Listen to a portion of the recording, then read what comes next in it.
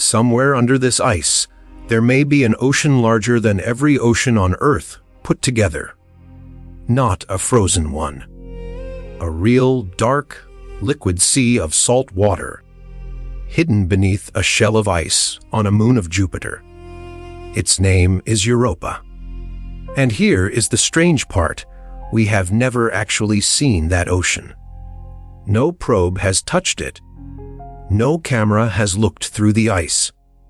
Everything we believe about it, we have pieced together indirectly, and yet the case is strong enough that NASA launched one of its largest spacecraft ever across the solar system to find out more. This is the story of an ocean we infer, but cannot see.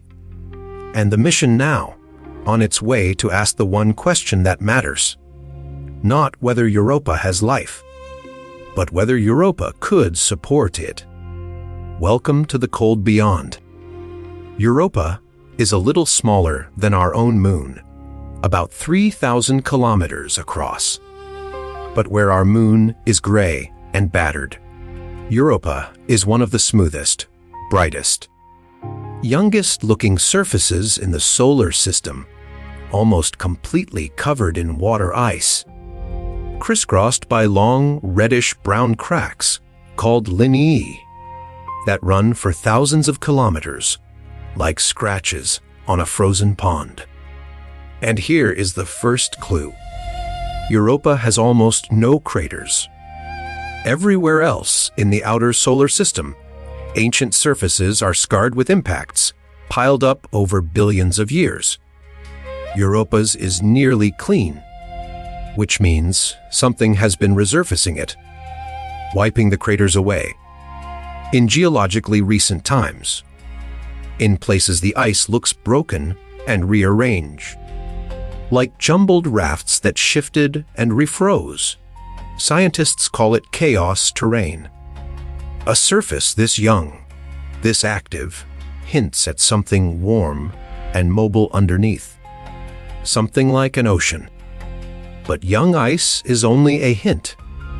The strongest evidence came from NASA's Galileo spacecraft, which orbited Jupiter through the 1990s and made repeated close passes of Europa carrying a magnetometer, an instrument that measures magnetic fields. Jupiter has a powerful, tilted magnetic field that sweeps past Europa as the planet rotates. And Europa was pushing back, generating its own field in response. One that flipped and changed in exactly the way you'd expect if something deep inside the moon were electrically conducting. Now, what conducts electricity like that? On a moon made mostly of ice and rock. Not pure ice, not solid rock, but salt water would.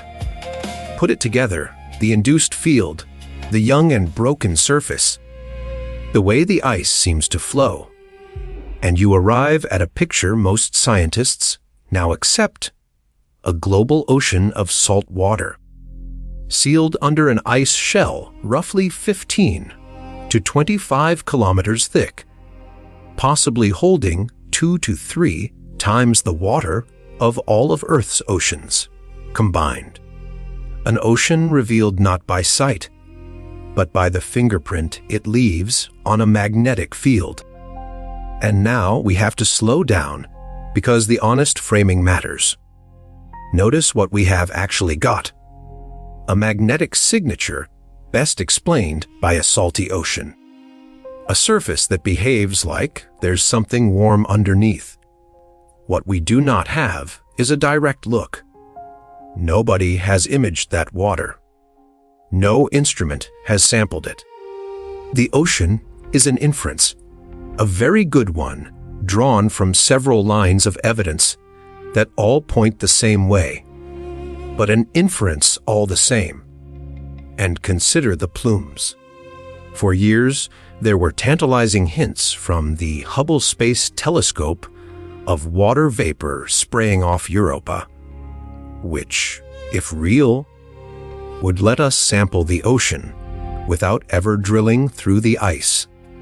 But those hints were always tentative. And recent reanalysis of the Hubble data has actually lowered confidence in them. The plumes are less certain now, not more. That's how honest science works. Sometimes new data takes evidence away. So hold this carefully. The ocean is strongly supported. The plumes are not confirmed.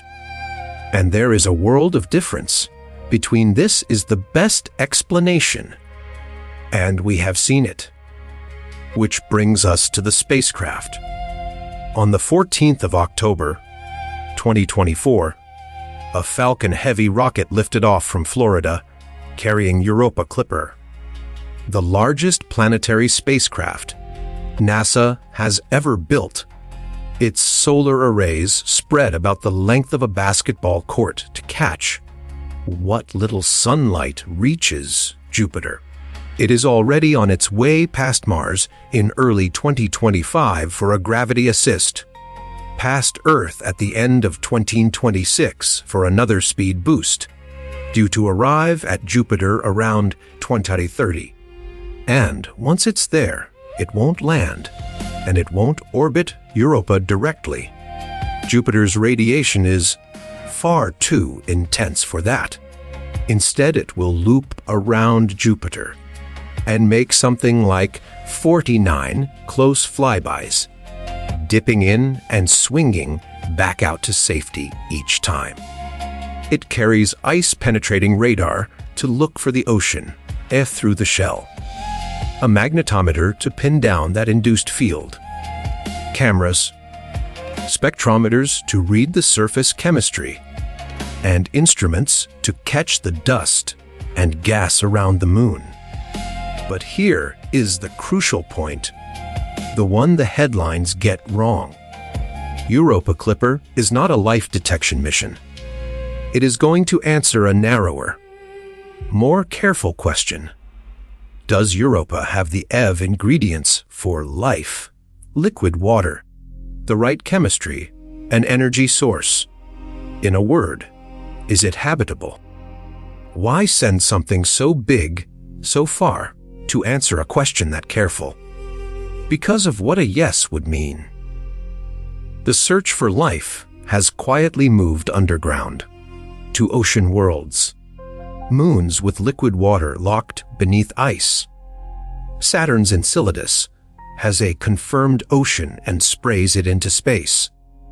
Mimas may hide a young one, and Europa may be the biggest prize of all, an ancient, stable, global ocean in contact with a rocky sea floor, where water and rock could mix the way they do at the bottom of Earth's seas.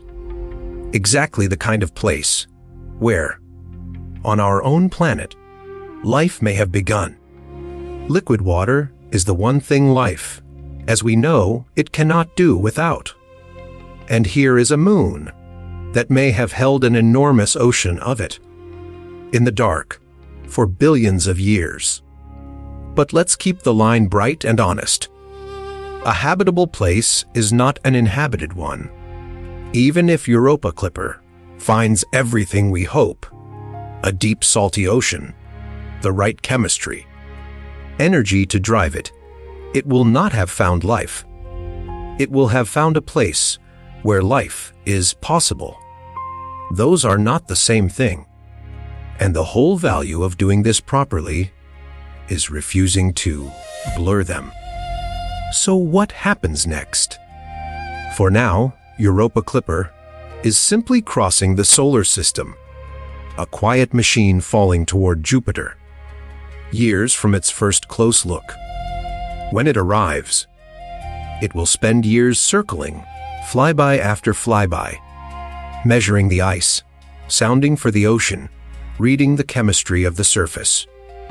It may, at last, turn that inferred ocean into a measured one. And if the ingredients are there, the next step is already being imagined, a mission that doesn't just fly past, but lands. And one day, perhaps, reaches through the ice to the water itself. Until then, Europa sits where the honest science leaves it. A bright, cracked, frozen moon, almost certainly hiding a vast ocean we have never seen, strongly inferred, not yet confirmed, possibly habitable, certainly not known to be alive. For decades, it was a tantalizing idea. Now, for the first time, a spacecraft is on its way to test it. If you want the honest version of the search for life beyond Earth, the real science behind the headlines, this is the channel for it. This is the cold beyond. The universe is colder, stranger, and closer to an answer than you think. I'll see you in the next one.